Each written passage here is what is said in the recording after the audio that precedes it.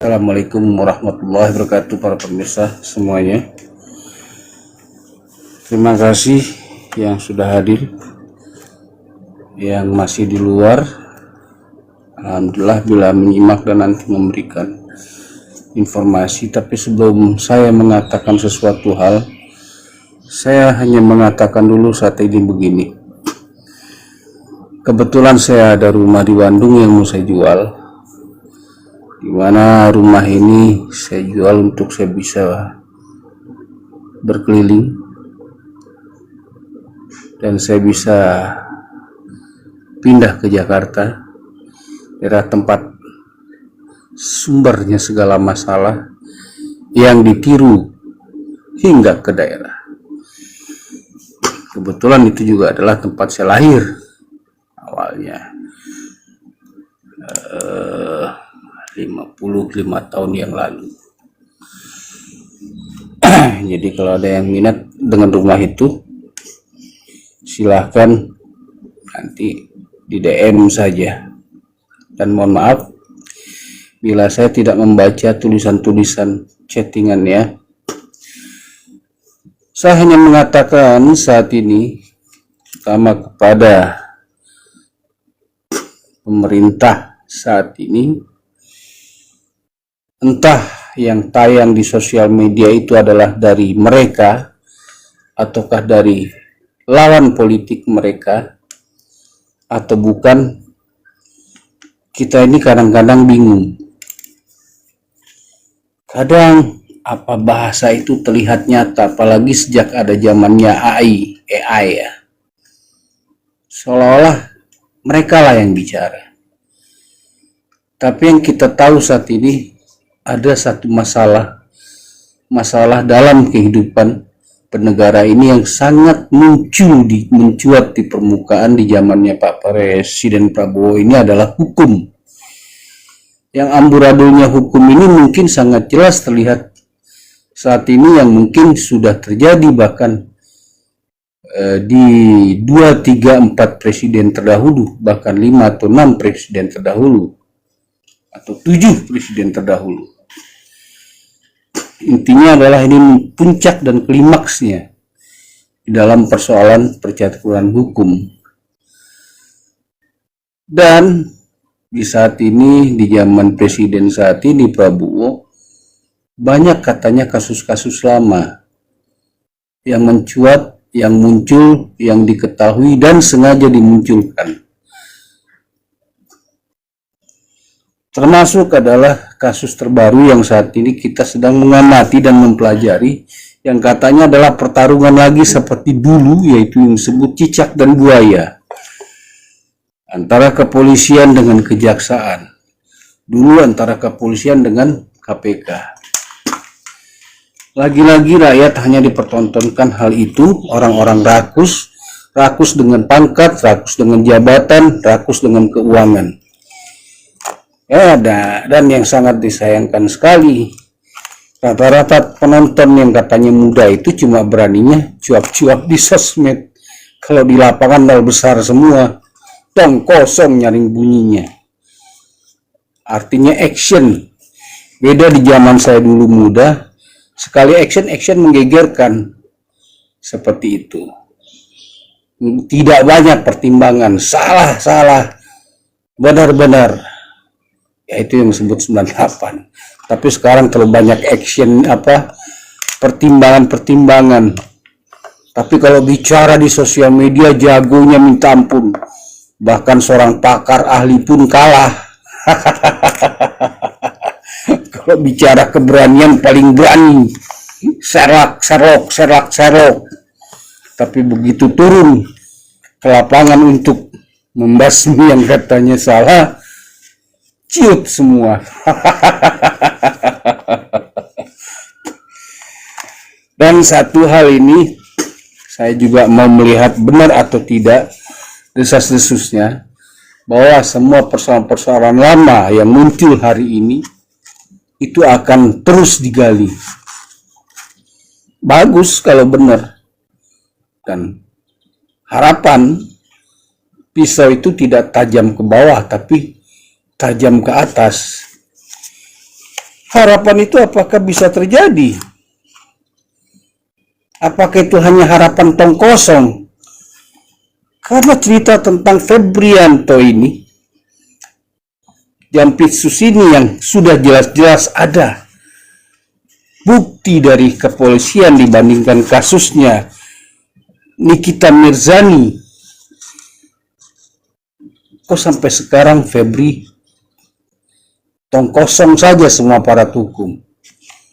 Bahkan mohon maaf, yang saya coblos saat ini Pak Presiden Prabowo, mana para pakar hukumnya yang gelarnya berderet, mungkin sampai 1000 kilometer deretannya.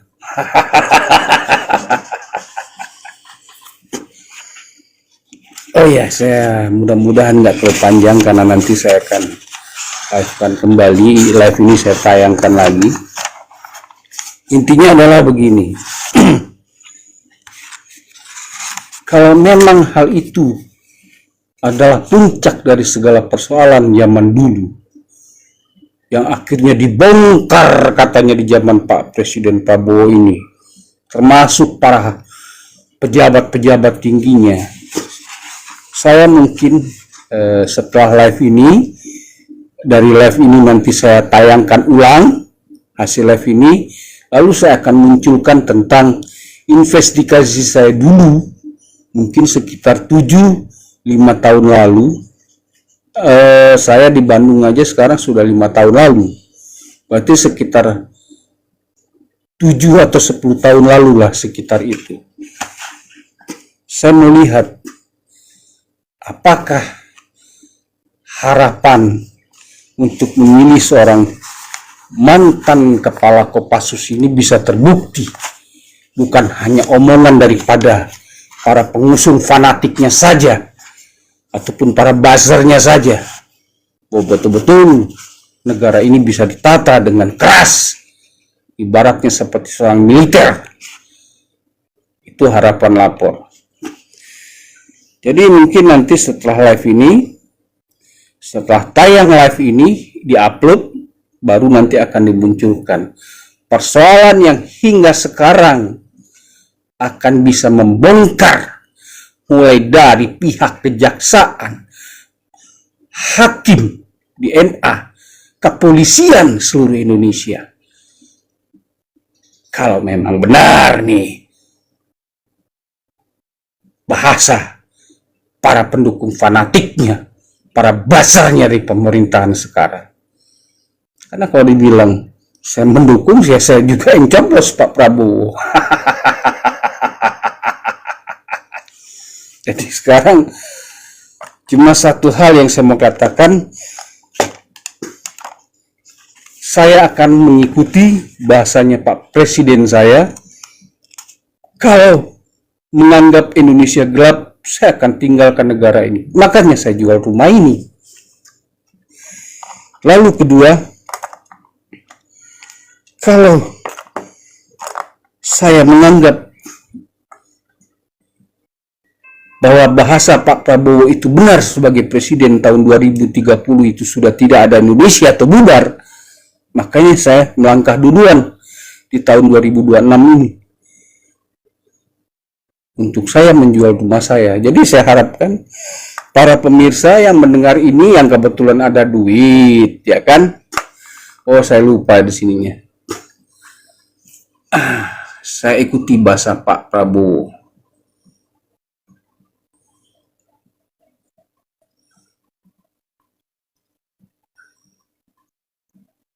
Presiden, ikuti bahasa Pak Presiden, tahun 2030 negara ini hilang, bubar.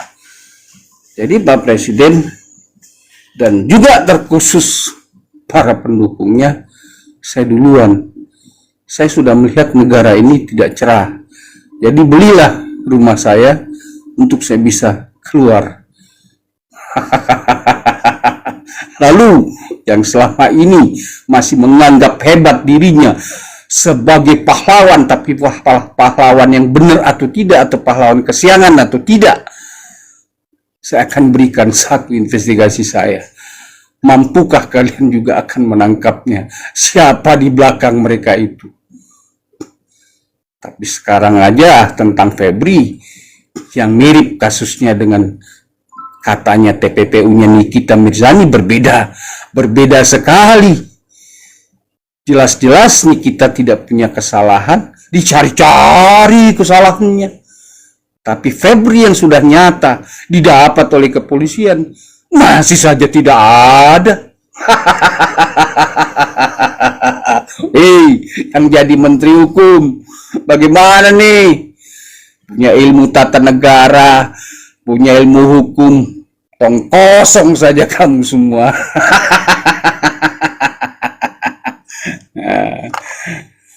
Jadi itu ajalah, supaya mudah-mudahan bahasa ini tidak terlalu panjang dan masih bisa diupload, karena wajar ini bukan video bukan HP canggih, HP para koruptor, tapi hasil jeripayah keringat yang cuma harganya murah sehingga tidak bisa menampung live lama-lama seperti HP-nya para koruptor. Jadi mungkin dengan terjualnya rumah saya, mungkin saya punya modal untuk merampok para koruptor sebelum saya keluar negeri. Oke, sekian dulu itu saja. Atau saya coba baca dulu, adakah yang menulis atau typing? Oh, nggak ada. Saya pamit dulu deh kalau begitu. Mudah-mudahan nggak terlalu panjang video ini, bisa saya upload. Setelah itu hasil investigasi saya sekitar 7 atau 10 tahun lalu. Tentang apa? Saksikan saja nanti. Waalaikumsalam warahmatullahi wabarakatuh. Dan ayo bubarkan negara ini, Pak Presiden. Bye-bye semuanya.